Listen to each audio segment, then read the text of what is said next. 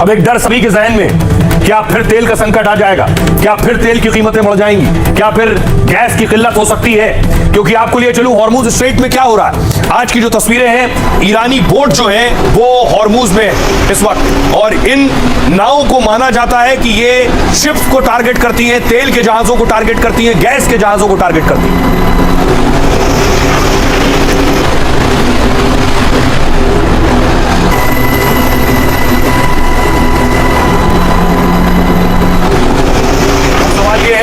क्या जंग भड़की तो फिर तेल की किल्लत शुरू होगी? ईरान अमेरिका में छिड़े युद्ध से दुनिया में टेंशन है, क्योंकि एक बार फिर तेल गैस पर खतरा मंडरा रहा है। इसकी वजह ईरान का हॉर्मुज बंद करने का फैसला है, जिससे तेल गैस जहाजों की आवाजाही ठप हो सकती है। भारत में भी तेल गैस की किल्लत का डर सता रहा है। हॉर्मुज बंद होने से तेल कीमतों पर असर पड़ सकता है। अंतर्राष्ट्रीय बाजार में कच्चा तेल महंगा हो सकता है। जंग रुकने पर यह 75 से $80 प्रति बैरल पर आ गया है, लेकिन फिर से हमलों के बाद इसमें इजाफा हो सकता है। भारत पर ज्यादा असर का डर इसलिए बना रहा क्योंकि भारत जरूरतों का करीब 85% तेल बाहर से खरीदता है। पहले भारत का काफी कच्चा तेल हॉर्मुज से आया करता था, लेकिन जंग के बाद भारत ने सबक लिया, भारत ने दूसरे विकल्प तलाशे। सरकार का कहना यह है कि अब करीब 70% तेल ऐसे रास्तों से आता है जिसकी सप्लाई का रूट पूरी तरह हॉर्मुज पर निर्भर नहीं है, और यही वजह है कि परेशानी आने पर सप्लाई पूरी तरह से जारी रहेगी, क्योंकि अब भारत करीब 40 देशों से कच्चा तेल खरीद रहा है। रूस, अमेरिका, वेनेजुएला, अफ्रीका, सऊदी अरब और यूएई जैसे देशों से भी लगातार सप्लाई ली जा रही। जून में भारत ने रूस से रिकॉर्ड मात्रा में कच्चा तेल खरीदा है। Centre for research on energy and clean air के मुताबिक भारत ने जून में रूस से 49,000 करोड़ का कच्चा तेल खरीदा है। रूस से आयात करीब 27 लाख बैरल प्रतिदिन तक पहुंच गया, जो कुल आयात का आधे से ज्यादा, यानी अब संकट नहीं आएगा, ऐसा माना जा रहा है। एक्सपर्ट्स ये कहते हैं, सुनिए जरा अर्थशास्त्री क्या कह रहे हैं। 2 महीने पहले जब ईरान युद्ध के असर से इंटरनेशनल ऑयल प्राइसेस $120 हो गई थी, थोड़ी डिप्लोमेसी से हमने ईरान को कहा कि भाई हमारे इंडियन ऑयल टैंकर्स को जाने दो, एंड कई टैंकर्स आए भी थे, इसीलिए हमारी आयात बहुत कम नहीं हुई। और भी हमने आजकल आयात 40 डिफरेंट देशों में से कर रहे हैं, तो इसीलिए मेरे ख्याल से इसकी असर तो होनी ही है, और इसकी असर कंज्यूमर पर ये होगी कि उनकी कंज्यूमर प्राइसेस बढ़ने की संभावना मैं बहुत खूब ज़्यादा देख रहा हूँ। अब ये जंग भड़कने के पीछे एक और बड़ी वजह मानी जा सकती है, और आगे ये जंग और बड़ा व्यापक रूप ले सकती है, क्योंकि अमेरिका की एक शर्त थी कि ईरान परमाणु नहीं बनाएगा, अपने परमाणु को इनरिच नहीं करेगा, यानी उनका शुद्धिकरण नहीं करेगा। लेकिन ईरान ने फिर परमाणु ठिकानों पर काम करना शुरू कर दिया। ये सैटेलाइट तस्वीरें सामने आई हैं। इन सैटेलाइट तस्वीरों में देखिए, और दावा किया जा रहा है कि ईरान ने परमाणु ठिकानों पर काम करना शुरू कर दिया, उसकी मरम्मत करनी शुरू कर दी है। जिन जगहों पर अमेरिका ने अटैक करके परमाणु अड्डे ध्वस्त किए थे, उसकी ये सैटेलाइट तस्वीरें।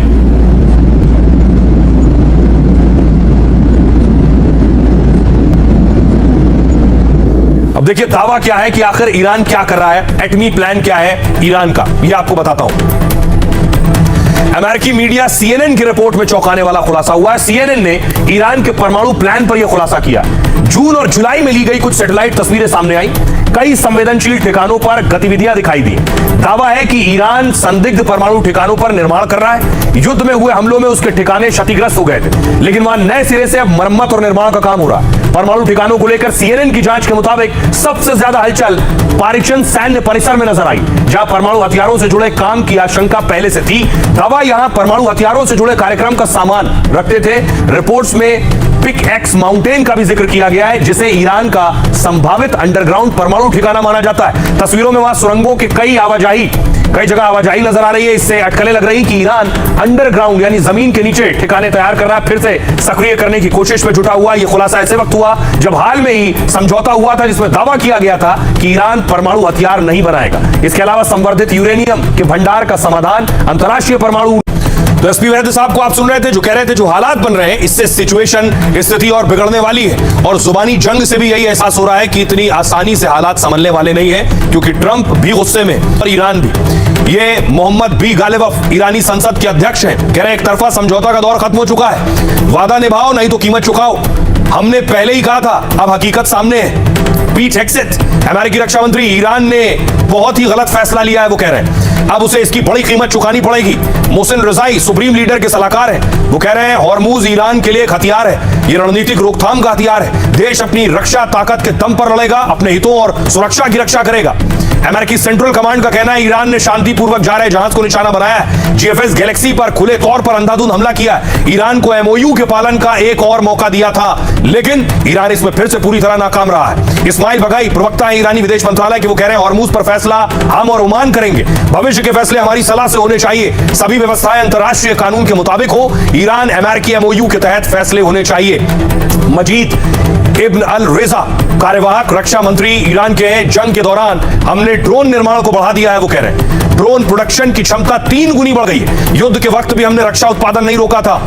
एहसान कह रहे हैं, डिप्टी गवर्नर हैं बुशर प्रांत के, कि अमेरिकी हमलों में नुकसान की खबर नहीं है, न कोई मारा गया है न कोई घायल हुआ है। कई शहरों को अमेरिका ने निशाना बनाया है, लेकिन किसी बड़े नुकसान की पुष्टि नहीं हुई है।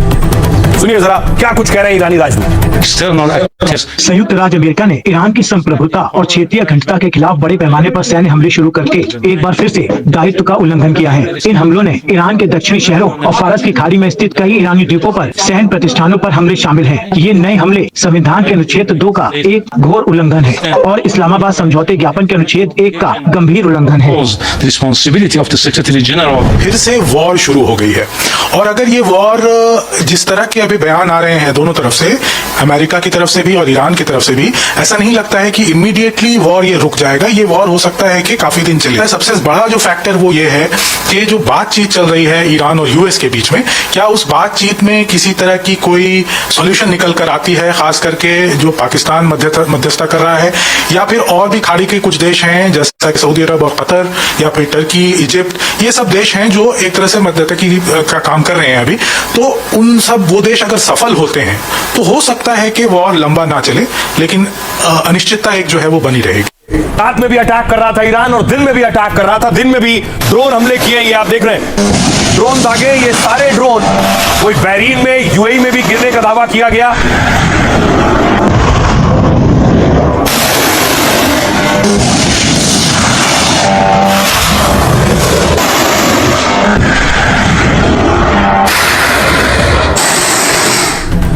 ईरान मानिए जैसा लग रहा है कि पहले से तैयारी करके बैठा था। इस अटैक के बाद जॉर्डन पर अटैक हुआ, आईआरजीसी ने प्रिंस हसन एयरबेस पर हमले का दावा किया। ईरान ने रविवार तड़के यहां 3 बैलिस्टिक मिसाइलें दागी। ईरान ने कहा इससे एयरबेस का कमांड एंड कंट्रोल सेंटर और MQ-9 ड्रोन रखने वाले हैंगर्स तबाह कर दिए गए। जॉर्डन की सरकारी समाचार एजेंसी पेट्रा के मुताबिक ईरान की तीनों मिसाइलें अलग अलग जगह गिरी है, इससे कोई मौत नहीं हुई है, केवल मामूली संपत्ति का नुकसान हुआ है। ईरान ने बहरीन को निशाना बनाया, ईरान ने अमेरिकी सैन्य ठिकानों को निशाना बनाया। यहां ईरान ने दावा किया कि उसने ड्रोन और मिसाइलें दागी है। बहरीन में दावे के मुताबिक अमेरिकी सैन्य संचार केंद्र टारगेट पर थे। बहरीन में अमेरिकी सैन्य अड्डे से धुआं उठता भी दिखाई दिया है। ईरान का तीसरा टारगेट ओमान, ईरान के हमलों की चपेट में ओमान भी आया। आईआरजीसी ने दावा किया कि उसने दुक्कम बंदरगाह पर अमेरिकी विमान वाहक पोतों के लॉजिस्टिक सपोर्ट सेंटर और ईंधन आपूर्ति ठिकानों पर बड़ा हमला किया है। ओमानी सरकार ने कहा कि मुसंदम में ड्रोन हमले हुए हैं और इसकी निंदा कर सुरक्षा के जरूरी कदम उठाने का दावा किया है। यूएई, ईरान ने दावा किया कि उसने मिसाइलें दागी है यूएई पर, हालांकि यूएई प्रशासन ने किसी भी हमले की पुष्टि नहीं की है। रक्षा मंत्रालय ने कहा हमारी सीमा में कोई मिसाइल नहीं आई, जिन मिसाइलों का पता चला वो देश की सीमा के बाहर थी। मंत्रालय ने दावा किया कि हमारा डिफेंस सिस्टम पूरी तरह से एक्टिव है, कुवैत भी निशाने पर था। यहां ईरान ने अमेरिकी रडार साइट को निशाना बनाया है। पैट्रियट एयर डिफेंस सिस्टम पर भी हमले की खबर है, हालांकि अमेरिका ने किसी नुकसान की पुष्टि नहीं की है। अगला टारगेट कतर था। जंग के बाद ट्रंप की रेटिंग में 12% कमी आई है, मतलब अमेरिका में ट्रंप की लोकप्रियता भी घटी है। आइए अब आपको सुनवाता हूं, सुनिए जरा क्या कुछ कह रहे हैं ईरानी सेना और एक्सपर्ट्स। ईरान अब अपने अमेरिकी और इजरायली शत्रु संयुक्त अरब अमीरात, सऊदी अरब, कुवैत, बहरीन, जॉर्डन, कतर और उनके सभी सहयोगियों के बुनियादी ढांचे को निशाना बनाएगा। ये हमले विनाशकारी होंगे और अमेरिका और उसके सहयोगियों को आने वाले कई वर्षों तक इस क्षेत्र में तेल और गैस की आपूर्ति से वंचित कर देंगे। आपको चेतावनी दी जा चुकी है, अब कोई बहाना नहीं चलेगा। अमेरिकी सेंट्रल कमांड यानी कि सेंटकॉम ने ईरान पर फिर एक राउंड ऑफ स्ट्राइक किया और हम इस बात को समझेंगे जो ये एक युद्ध विराम का एमओयू था जो अमेरिका और ईरान के बीच में साइन हुआ था, इसको शिप्स पर अटैक करके स्टेट ऑफ हॉर्मुज में ईरान ने ही तोड़ा है। ईरान को इस एमओयू से बहुत फायदा हो रहा था, उसको 300 बिलियन यूएसडी की एड का वादा अमेरिका ने कर दिया था, घोषणा कर दी थी इस एमओयू के माध्यम से, उस पर से सैंक्शंस लिफ्ट कर लिए गए थे, प्रॉक्सीज की बात की ही नहीं गई थी, हर तरह से ईरान को फायदा था। लेकिन ये जो IRGC है जो ईरान की हार्ड लाइन है वो नेगोशिएशंस में है और ये सारा टेररिज्म को पल्लवित पोषित करती है। तो IRGC चाहती ही नहीं है कि युद्ध की समाप्ति हो। हालांकि अब ईरान धीरे धीरे हमें बहुत एग्जॉस्टिव पोजीशन में जाता हुआ भी दिख रहा है। ईरान बहुत समय तक इस युद्ध को झेल नहीं पाएगा। इस तरह के हालात में लगता है एस्केलेट ही होगी, क्योंकि